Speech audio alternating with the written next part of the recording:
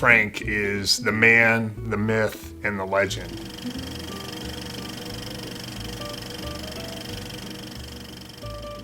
"65 years of continuous service for one company is unbelievable. Unheard of in the industry. Working for Mario and Dino, crazy times. Very demanding, work hard, play hard, and Frank fit that bill completely. I first met Frank in about 1973, about 3 months after I went to work for Gelati Brothers. He started with the company as a laborer. Then he went in the cement finishers, and he did really well there and moved up from a cement finisher to a foreman, then a superintendent. They put me to work with Frank. And I was kind of you might call it a semi-lead man, learning the trade. And from then, I worked off and on with Frank for the next 40 years. Frank was Gelati Brothers, with Mario and Dino and the gang, and nobody more loyal to Gelati than Frank Palagi. Frank Palagi, the mentor, the leader, had his hands full. Everybody wants their job to go the best ever, but we've got limited things like limited equipment resources, limited labor. Frank was excellent at trying to make all of the chiefs play well in the sandbox.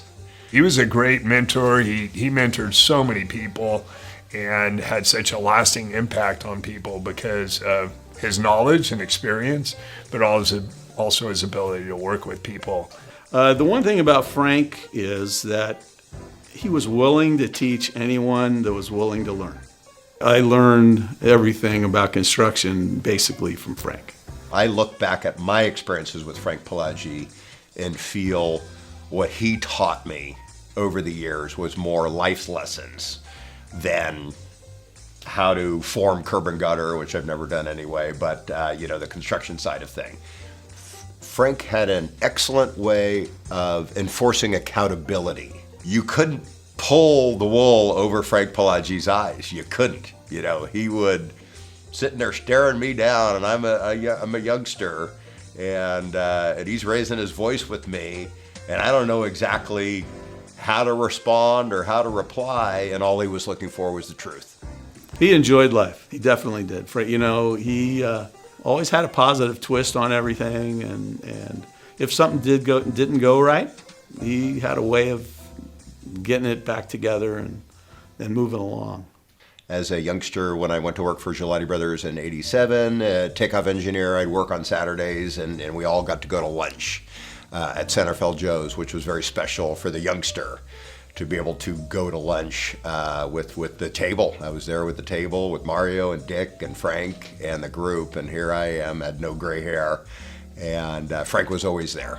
Frank was just always there. It was Saturdays with Mario at Centerfeld Joe's every Saturday, back in the day when you could request or suggest that the supervisors and the PMs come in to catch up on their paperwork. So, the lunches at Centerfeld Joe's were epic. I mean, they were 2-3 hours long, every Saturday. Same waitress, Rita, would come over and help and, knew the whole team. And, and like you're saying, what are those lunches like? Well, they were life. They were life. They were, work. They were, personal. They were health. They were 49ers, all that stuff. So, that's how you build a family. It's not just the demands of work, it's all the other experiences you go through too. That was Saturday. Then, if there was a home game, Mario and Frank on the road Sunday morning to go down to the game. So here's Frank in his white Escalade waiting for Mario. Mario's late because he went out and rode his horse already in the morning at 85 years old. Shows up at the office. Frank, we got to go. We're going to be late. I know, Mario. I'm ready. Okay, here we go. So I'm in the back. Mario's telling Frank to disobey the speed laws. and the stop signs and the stoplights to get us there on time. This is all going on, and next thing I know, I look up and we're in 3rd Street of San Francisco, and I'm like, we're not going in the right direction. This isn't going to end up well. 2 blocks down, he slows down to a stop. Why are we stopping now? And the window rolls down, and here comes 3 guys from the neighborhood, big gentlemen, and walks up to the window, and I'm scooting my way to the other side of the seat, and sure enough, Mr. Palagi, Mr. Gelati, what do you guys got for me today? And my dad's holding up 2 tickets for hot dogs and beer money, And it was just that camaraderie and that sense of fun and excitement of life, that really drove Frank. He prided himself in bringing people along. I'd say 40% of the company Frank either brought in or brought up. Dave McCracken showed up, and he was a big add to Gelati Brothers, and a big job up in Forsyth Creek and Ukiah and whatnot. So we had the heavy highway division, and that turned out to be a bit elitist, and because it was the big work, very exciting and very sexy and big dollars and all that. And so Frank Palagi, he got the G division. Anything that didn't go to the heavy highway was kind of considered the garbage division, and I was part of the G division, and we thrived. We thrived. I mean, we didn't have the big iron and all that stuff. We did more rehab jobs, a lot of airport work, City and County of San Francisco work around the Bay, crookedest street in the world, Lombard Street. Frank Palagi, Tom Barr, John Pareto, we did the crookedest street in the world down there at Lombard, and talk about problems to deal with. You can only imagine old utilities, grade problems, everything under the sun. And so that team, that G division band of brothers, we successfully built a project that a lot of folks drive on today. We were extremely profitable because Frank made use of all resources amongst all jobs. Together, we built a lot of work, and we were very successful. I'm very proud of all the work that we built.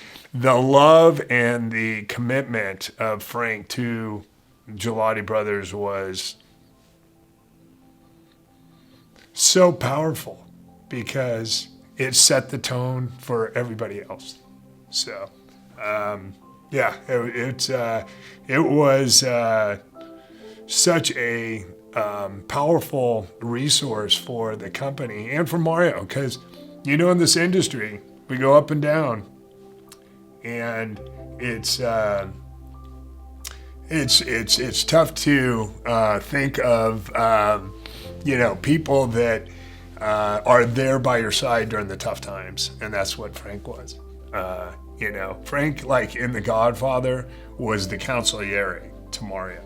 So, he didn't have a law degree, but he sure had a lot of street smarts and a lot of really good skills in, being an advisor, a trusted family advisor, and supporting the companies. The concept, the challenge of Frank and his ability to give his family priority when he's already dedicated so much of his life to Gelati Brothers is complex. It's that challenge of not overcommitting too much in one direction and either negating or allowing family members to feel less than or second best. And it's a tough one because Frank, his personality was all in. He wasn't going to do it halfway. And at the same time, I do believe that Frank thought that that commitment and that dedication would advance him and would benefit his family in other ways, right? And I think that's kind of that immigrant spirit to a little bit too. Yes, you love your family. You're there for them. you care for them, but, somebody's got to go out and earn some bread and feed the family. It is worth noting that he was just such an incredible person that he did care. He did care for them. He obviously wanted to be there, but, it's such a demanding business that, it was done differently in that era than it is now. We'd probably have a couple consultants, 2 or 3 therapists, to get us all through it. And that's not just Frank's family. That might be the Gelatis too. At the end, for the last 5 or 10 years, Frank would come up to me. I'd see him in the hallway, okay, we'd catch up. And then, he'd, always want to make sure that he was bringing value to the company. So he'd be like, hey, Mike, I just want to make sure that, you're okay with me, another year, what I'm doing, this and that. And I'd go, Frank, all you have to do is walk through the door and you're bringing value to the company because you are the cultural advisor to this company. You're the historian, you're the company archivist. Frank always had a spring in his step, always had a smile on his face and a song in his heart. He was an extraordinary man, and he'll always be on our wall. We have the 4 brothers. He's the other brother.